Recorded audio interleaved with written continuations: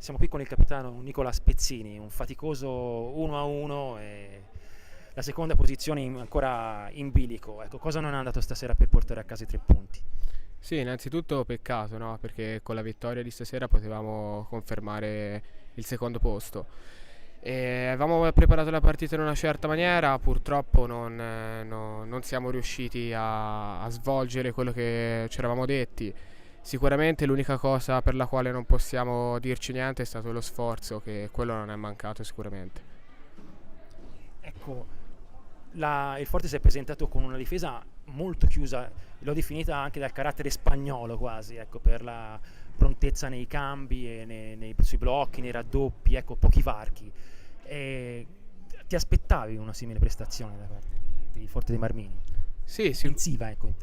sì, sicuramente il Forte ha fatto una buona gara, però noi sulla lavagna avevamo messo tutto quello che c'era da mettere per far sì di rompere questa difesa, solo che non ci siamo riusciti.